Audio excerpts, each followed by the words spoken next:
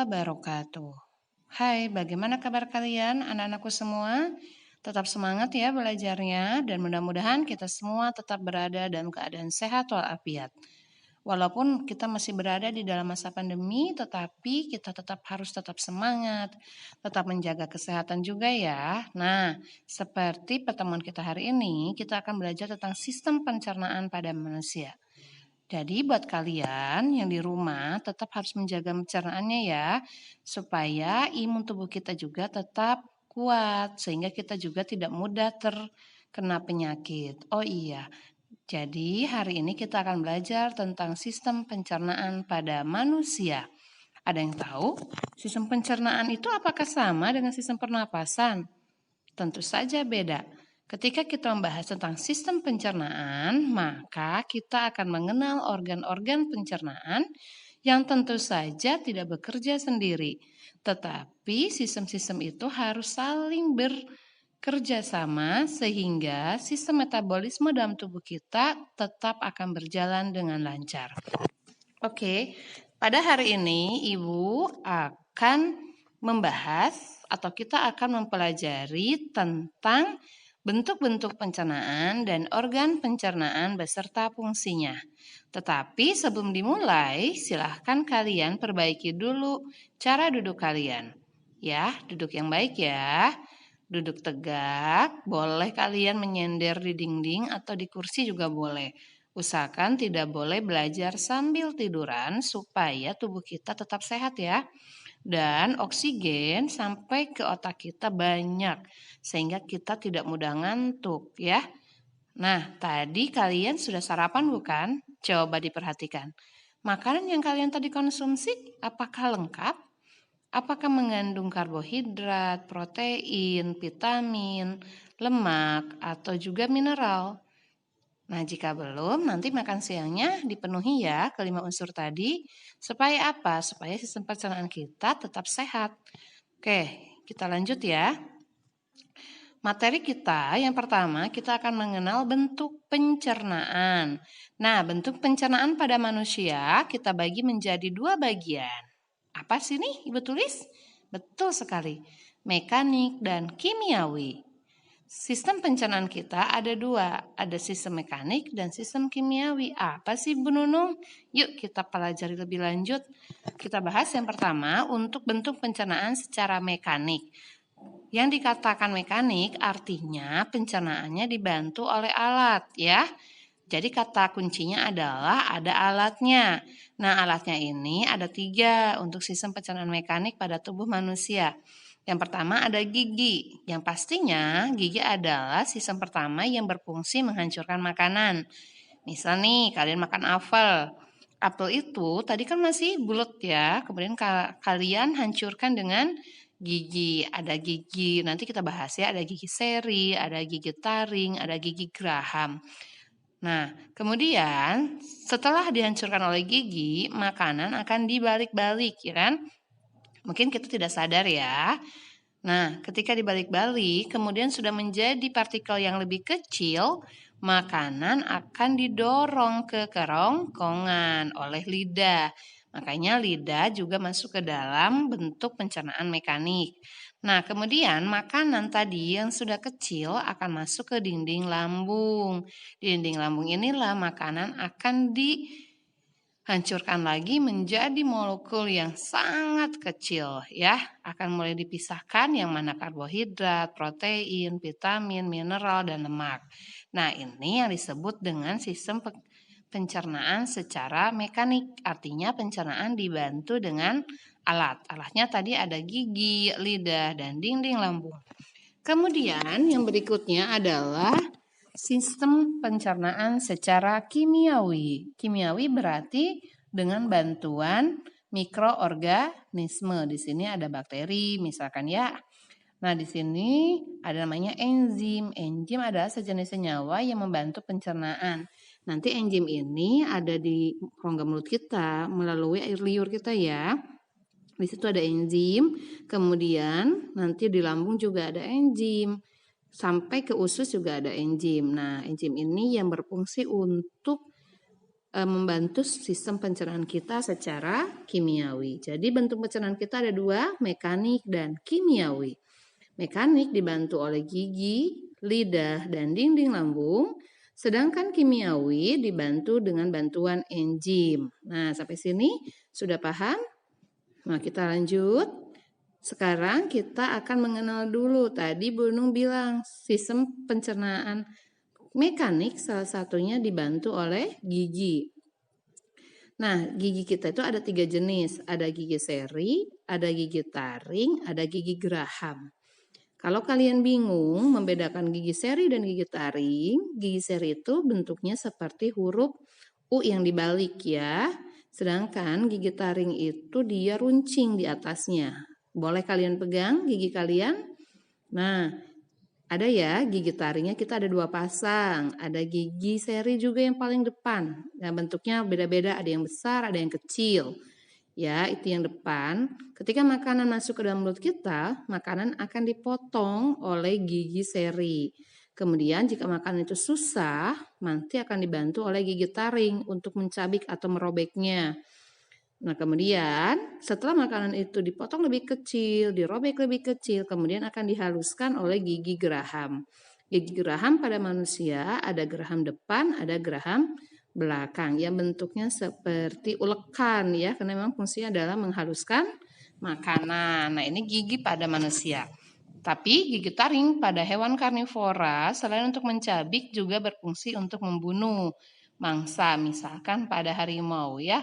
Gigi taringnya itu kan sangat tajam. Nah, itu berfungsi untuk membunuh mangsanya dan membawa mangsanya. Sampai sini sudah paham ya? Jadi gigi adalah alat yang digunakan dalam sistem pencernaan mekanik. Oke, kita lanjut. Nah, apa saja sih sistem pencernaan kita, organ pencernaannya? Kita lihat ya, subhanallah ya, banyak banget. Nah, kenapa disebut sistem? Karena memang tadi Ibu bilang tidak bisa bekerja sendiri. Yang pertama ada rongga mulut. Di rongga mulut kita ada lidah, gigi, dan juga ada air liur ya, atau air ludah. Kemudian lanjut ke kerongkongan. Jangan salah ya, namanya kerongkongan, bukan tenggorokan. Kalau tenggorokan itu untuk sistem pernapasan, sedangkan kerongkongan ini untuk sistem pencernaan. Kemudian makanan dari kerongkongan akan lanjut ke lambung. Dari lambung nanti ada proses pencernaan mekanik dan kimiawi. Lanjut makanan sebelum masuk ke usus halus, makanan akan mengalami dulu bantuan dari pankreas ya, cairan pankreas. Di situ ada cairan empedu. Jadi kalau ada bakteri yang ikut masuk bersama makanan, maka kantong empedu akan mengeluarkan cairan empedu melalui pankreas. Dan cairan empedu sendiri dihasilkan di hati manusia. Kemudian makanan akan masuk ke usus halus. Nanti di usus halus kita itu ada 3 jenis. Ada usus 12 jari, ada usus kosong, dan ada usus penyerapan.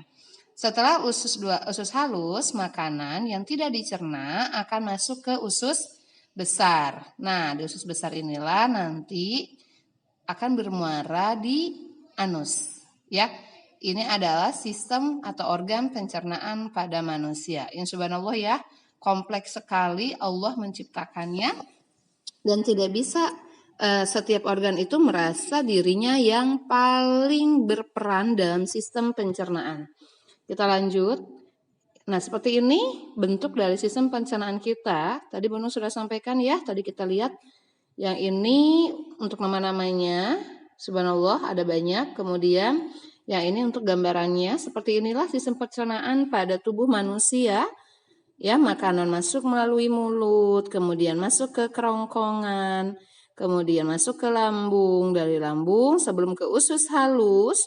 Usus halus itu yang tengah ya, yang lebih halus ya. Nah, usus halus kemudian masuk ke usus besar, rektum, yang terakhir akan bermuara di anus. Ini adalah sistem pencernaan pada manusia. Oke, kita lanjut. Kita mengenal yang pertama tadi adalah tentang rongga mulut. Nah, di rongga mulut kita seperti ini ya, anak-anak. Tadi Ibu bilang juga ada gigi ya. Di sini ada gigi seri ya, bentuknya seperti ini. kemudian ada gigi taring, ada gigi geraham. Tadi geraham ada 2, geraham depan dan geraham belakang. Kemudian ada langit-langit lunak ya yang di atas. Coba dipegang, dirasakan, lidahnya boleh mengenai langit-langitnya. Kemudian ada lidah kita ya yang bisa dipanjangkan dan bisa dipendekkan. Kemudian ada kelenjar amandel ya. Setiap orang punya kelenjar amandel ya nak. Kemudian ada uvula. Nanti di situ juga ada yang mengatur makanan dan udara supaya tidak salah masuk ya. Supaya makanan masuknya ke kerongkongan, sedangkan oksigen nanti masuknya ke tenggorokan. Jadi kalau lagi makan tidak boleh berbicara. Nanti makanannya bingung. Akhirnya dia bukan masuk ke kerongkongan tetapi masuk ke tenggorokan dan akhirnya kita tersedak karena makanan salah masuk ya. Alhamdulillah kalau tersedak bisa keluar. Seandainya tidak keluar, berarti makanan itu akan mengganggu sistem pernapasan. Ya, tadi pada saat kita makan ada air liur. Air liur itu adalah zat yang mengandung enzim yang akan membantu melumatkan makanan sehingga makanan akan lebih mudah dikunyah dan dihancurkan menjadi ukuran yang lebih kecil. Bayangkan jika seandainya Allah tidak memberikan kita air liur, maka makanan itu sulit sekali untuk dicerna ya, untuk dihancurkan oleh gigi. Tadi kan gigi fungsinya menghancurkan. Kemudian makanan itu akan dibolak-balik oleh lidah.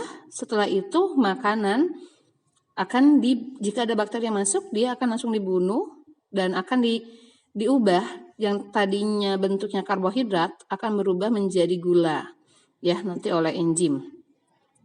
Di sini ada namanya enzim amilase, mengubah amilum atau karbohidrat menjadi gula. Nah, kemudian pada saat mengunyah makanan tanpa sadar, makanan akan terdorong kerongkongan oleh lidah, ya.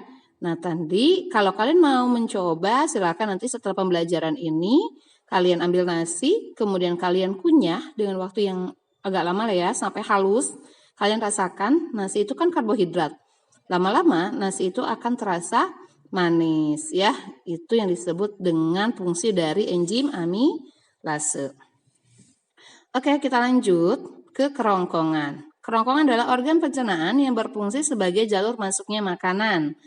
Nah, di sini pada kerongkongan ada yang dikenal dengan gerak peristaltik. Gerak peristaltik ini terjadi pada esofagus. Jadi di kerongkongan itu ada namanya esofagus.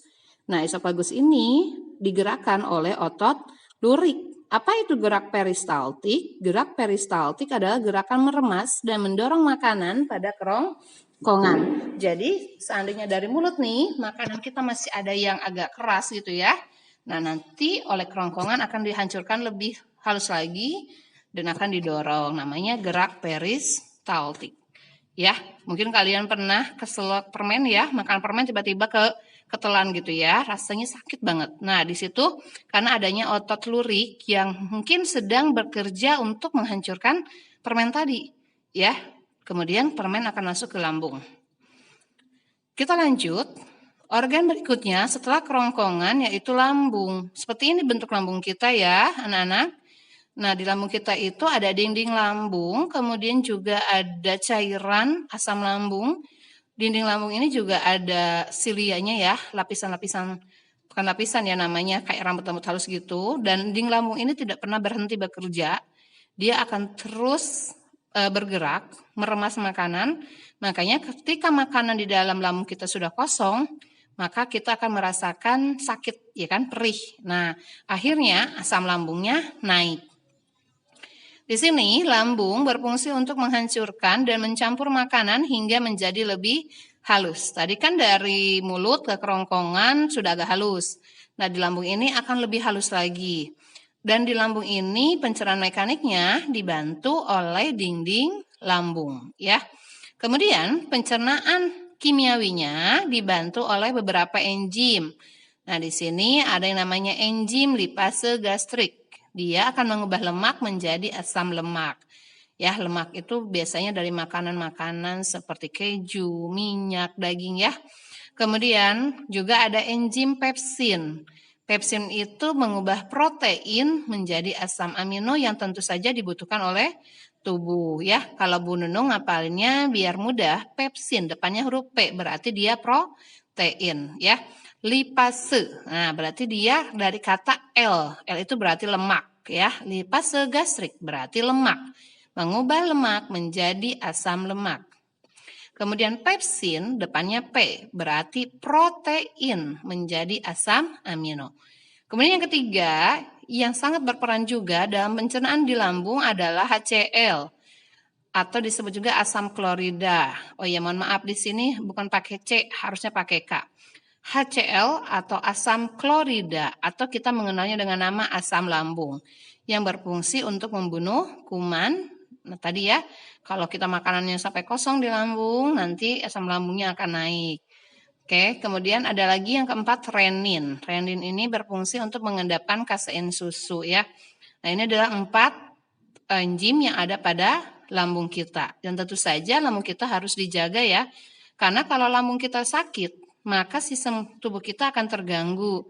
Biasanya orang yang punya MAH akan berpengaruh pada psikis juga gitu ya. Mudah pusing gitu kan. Dan sebagainya. Makanya lambung kita harus dijaga. Jangan sampai kita terlalu banyak mengkonsumsi makanan yang terlalu manis, terlalu pedas, terlalu banyak minyak ya. Karena kalau minyak itu ketemu air tuh nggak gumpal dan dia nempel ya. Jadi kurangi makan makanan yang mengandung minyak, terlalu banyak mengandung santan ya. Boleh makan nasi uduk, tapi jangan terlalu sering gitu ya, seminggu 2 kali. Perbanyak kita makan makanan yang mengandung protein dan vitamin. Oke, kita lanjut. Nah, berikutnya makanan tadi Bu Nunung bilang sebelum ke usus halus di dekat lambung kita ada yang namanya hati, kantong empedu, dan pankreas. Dan ini saling bekerja sama ya. Seperti ini hati manusia ya. Mungkin kalian pernah melihat hati ayam ya, seperti ini. Hati pada sistem pencernaan manusia berperan sebagai untuk memproduksi suatu zat bernama empedu. Jadi yang menghasilkan empedu itu adalah hati untuk mencerna lemak dan menyingkirkan kelebihannya ya. Kemudian menyaring nutrisi makanan dan zat lain yang bersifat berbahaya bagi tubuh. Tadi kan Ibu bilang kalau ada zat yang tidak baik, maka cairan empedu yang akan bekerja. Kantong empedu akan mengeluarkan cairan empedu melalui pankreas. Pankreas akan memproduksi enzim yang kemudian akan dilepaskan di usus 12 jari untuk membantu pencernaan lemak, protein, dan karbohidrat secara kimiawi. Kemudian ada cairan empedu. Cairan empedu ini saat kita makan makanan yang berlemak, masuk ke usus 12 jari, kantong empedu akan berkontraksi dan mengeluarkan cairan empedu. Supaya lemak tadi yang kan kita pernah dengar ya, mungkin lemak jahat gitu ya, supaya jadi lemak baik. Nah, ini hati juga harus kita jaga supaya tidak sampai dia tidak bekerja dengan baik ya. Dan pankreas juga harus dijaga. Mungkin kalian pernah merasakan sakit kalau kalian mau diare gitu ya, sakit banget perutnya, perih gitu ya. Nah, itu tandanya pankreas kita sedang mengeluarkan cairan empedu.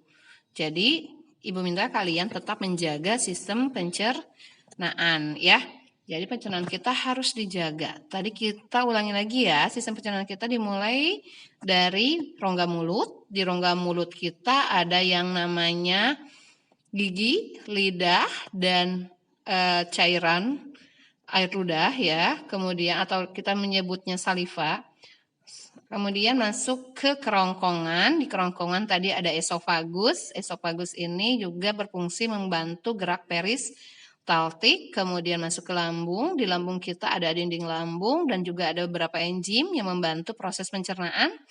Kemudian sebelum masuk ke usus halus, ada yang namanya hati, kantong empedu, dan pankreas. Dan organ-organ tadi bekerja sama.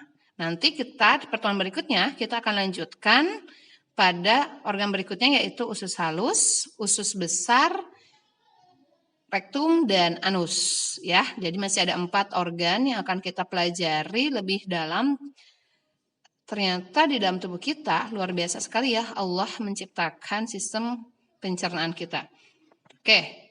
Sekarang silakan siapkan pendengarannya, kemudian siapkan buku tulisnya. Silakan diambil buku tulisnya, pensilnya atau pulpennya, dengarkan soal latihan dari Bu Nunung. Ya, silakan kalian catat soalnya, kemudian kalian jawab. Ya, menjawabnya nanti saja ketika soalnya sudah selesai Bu Nunung bacakan semuanya. Ada 5 soal. Oke, silakan buku tulisnya disiapkan. Dengarkan baik-baik.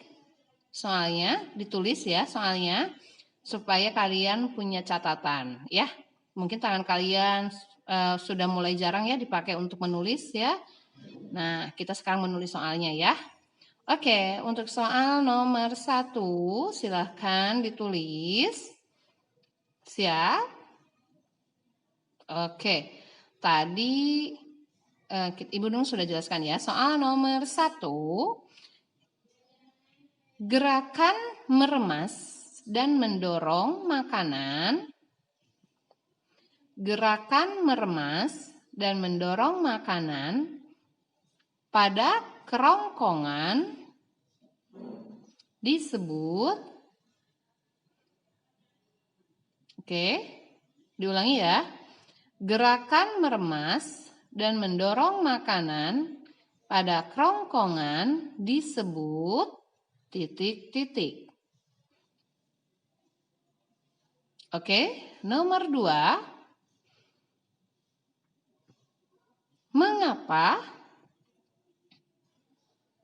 Mengapa kita tidak diperbolehkan? Mengapa kita tidak diperbolehkan berbicara pada saat sedang makan? Mengapa kita tidak boleh berbicara pada saat sedang makan? Oke, soal nomor 3.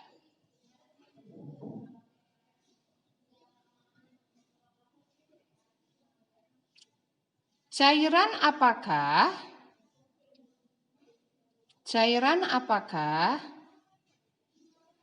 yang akan keluar? Cairan apakah yang akan keluar jika pada usus 12 jari ada lemak yang masuk? Cairan apakah yang akan keluar jika pada usus 12 jari ada lemak yang masuk? Oke, nomor 4, kita lanjut.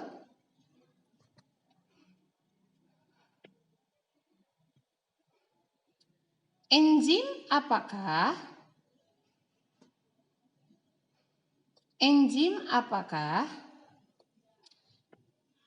yang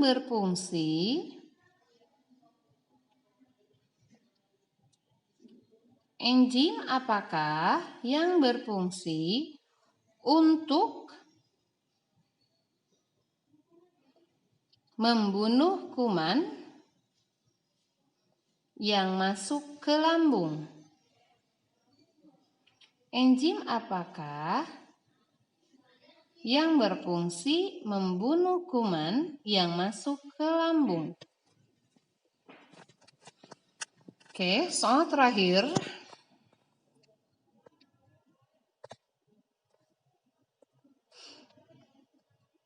Pada hewan pemakan apakah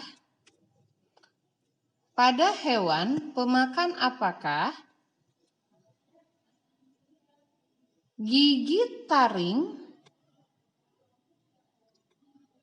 berfungsi untuk membunuh? Pada hewan pemakan apakah gigi taring berfungsi untuk membunuh? Oke, sudah 5 soal ya. Silakan kalian dengarkan kembali jika ada soal yang terlewat. Dicatat dengan teliti soalnya, kemudian kalian jawab ya. Dan kirimkan melalui WA ke nomor Bu Nunung ya. Nah, nilai-nilai yang pernah Bu Nunung sampaikan di WA kalian ditulis di buku kalian ya, sesuai dengan soalnya, supaya tidak hilang catatannya ya. Oke, dan pertemuan berikutnya kita akan bahas tentang organ tadi yang belum kita bahas. Ada usus halus, usus besar, rektum, anus. Kemudian kita juga akan langsung membahas tentang gangguan pada sistem pencernaan manusia ya. Untuk materi PTS kita sampai tema 3 ya. Tema 1 tentang organ gerak, tema 2 tentang sistem pernapasan, dan tema 3 tentang sistem pencernaan. Oke, sekian dari Bu Nunung. Mohon maaf jika ada kata-kata Bu Nunung yang tidak jelas. Semoga bermanfaat bagi kita semua. Wabillahi taufiq wal hidayah. Wassalamualaikum warahmatullahi wabarakatuh.